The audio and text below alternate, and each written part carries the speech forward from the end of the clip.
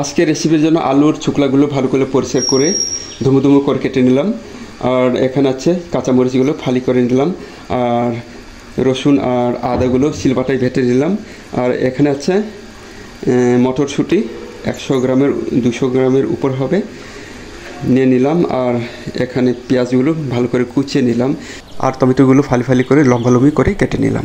যেখানে থাকো ভালো থেকো, সুস্থ থেকো, সবার জন্য দোয়া রইল। তো আজকে রেসিপি দেখার জন্য সবাইকে আমন্ত্রণ রইল। তো মাছগুলো ভেজে নেওয়ার জন্য সামান্য পরিমাণ হলুদ যোগ করে নেব, লবণ যোগ করে নেব, যেন মাছগুলো ভেজে নিতে সুবিধা হয়। তাই মাছগুলো হালকা করে মিক্সিং করে নিচ্ছি। তো আমার মাছগুলো মিক্স করা হয়ে গেছে। মাছগুলো ভেজে নেওয়ার জন্য অলরেডি তেলটা গরম করে নিলাম। কতগুলো মাছ আছে, মাছগুলো হালকা করে ভেজে নেব।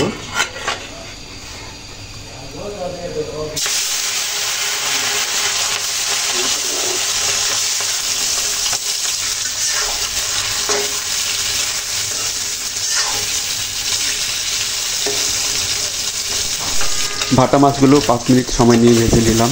ভাটা মাছগুলো একদম ভাজা হয়ে গেছে। তো মাছগুলো এখন উঠিয়ে নেব।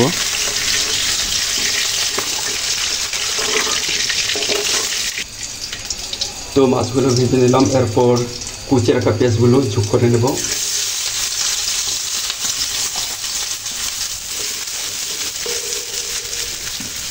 পেঁয়াজগুলো হালকা ব্রাউন কালার করে ভেজে নিতে হবে, যেন পেঁয়াজের কাঁচা গন্ধটা যেন না থাকে, তার জন্য ভেজে নিতে হবে।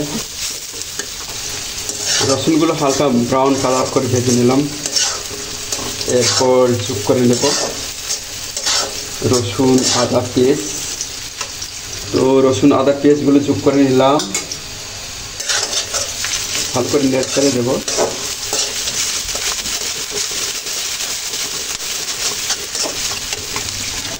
এরপর 1 চা চামচ হলুদ যোগ করে নিলাম। এরপর জিরা মশলা 1 চা চামচ, 1 চা চামচ মাছের মশলা যোগ করে নিলাম। যেন মশলাগুলো পুড়ে না যায়, তার জন্য হালকা পরিমাণ পানি যোগ করে নিলাম। মশলাগুলো ভালো করে কষে নেব। মশলাগুলো যত ভালো করে কষে নেবেন, তরকারির গুণগত মান ততই ভালো হবে, মানে খেতে অনেক ভালো হবে। এরপর যোগ করে নেব স্বাদ মতো লবণ যোগ করে নিলাম। এরপর হালকা নেড়ে ছেড়ে দেবো। অনেকক্ষণ মশলাগুলো কষে নেওয়ার পর মশলা থেকে একদম পানি ছেড়ে নিয়েছে। এরপর যোগ করে নেব কেটে রাখা আলু সবজিগুলো আর মটরশুঁটিগুলো যোগ করে নেব।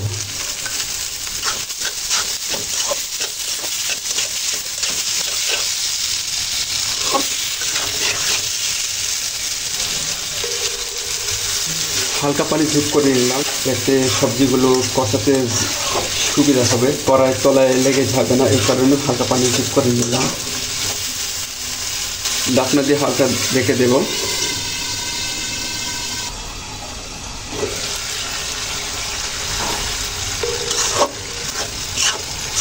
কয়েক মিনিট সময় নিয়ে কষিয়ে নেওয়ার পরে আলুগুলো সেদ্ধ হয়ে আসছে। এরপর কাঁচামরিচগুলো অ্যাড করে নেব, আর এই যে টমেটোগুলো অ্যাড করে নেব।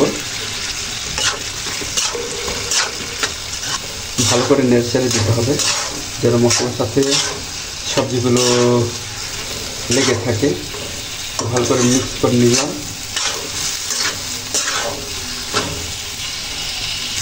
তো 1 মিনিটের জন্য ঢাকা দিয়ে রাখবো।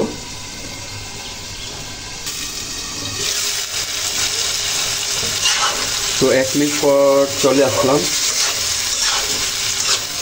এরপর যোগ করে নেব ভেজে রাখা মাছগুলো অ্যাড করে নিলাম। হালকা নেড়ে চেড়ে দিতে হবে।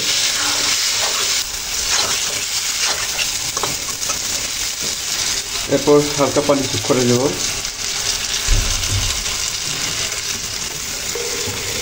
তো একটু সময় নিয়ে রান্না করে নেব। চুলার ভলিউমটা হালকা বাড়িয়ে দিতে হবে। তো 3 মিনিট রান্না করে নেওয়ার পরে ঝোলগুলো শুকিয়ে আসছে।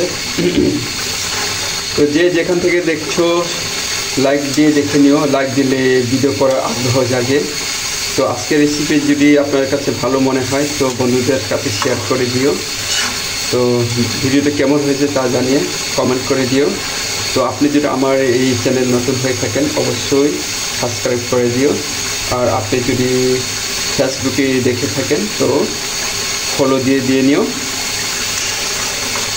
তো ইতিমধ্যে যে সকল আমার ভাই ও বোনেরা আমার পরিবারের পাশে আছেন আপনাদের প্রতি আমার কৃতজ্ঞ রইল।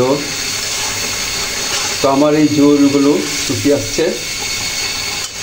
তো সবাই সবার সাথে থাকো। তো আমিও আপনাদের পাশে আছি।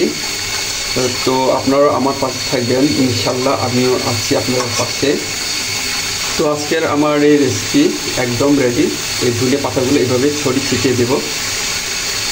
ধনে পাতাগুলো এইভাবে ছড়িয়ে ছিটিয়ে দিলে তরকারির যে স্বাদগুলো একটু দ্বিগুণ বেড়ে যাবে, খেতে অনেক বেশি ভালো লাগবে। তো দিয়ে দিলাম, ঢাকনা দিয়ে চাপা দিয়ে রাখবো 2 মিনিটের জন্য।